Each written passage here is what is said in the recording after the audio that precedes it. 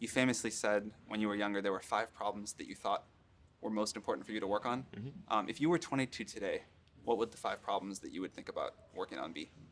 Well, first of all, I think if somebody is doing something that is useful to the rest of society, I think that's a good thing. Like, it doesn't have to change the world. Like, you know, if you're doing something that has high value to people, and frankly, even if it's something, if it's like just a little game, or the some improvement in photo sharing or something, if it has a small amount of good for a large number of people, that's, I think that's fine. Like, stuff doesn't need to be changed the world just to be good.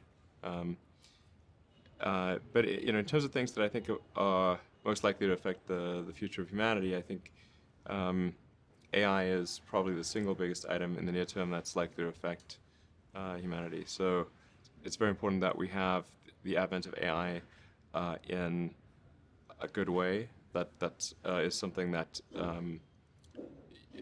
if you could look into the crystal ball and see the future, you would like that outcome, because it is something that could go wrong, as we've talked about many times, and so we really need to make sure it goes right. That's I think AI, working on AI and making sure it's a great future. That's the most important thing I think right now, the most pressing item. Then obviously anything to do with genetics. If you can actually solve genetic diseases, if you can prevent dementia or Alzheimer's or something like that, with genetic reprogramming, that would be wonderful. So I think there's genetics. It might be the sort of second most important item.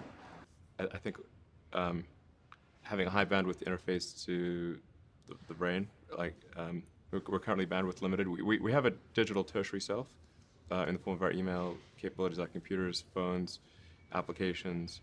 We're effectively superhuman, but we're extremely bandwidth constrained in that interface between the cortex and your sort of that tertiary digital form of yourself. And helping solve that bandwidth constraint would be, I think, very important for the future as well.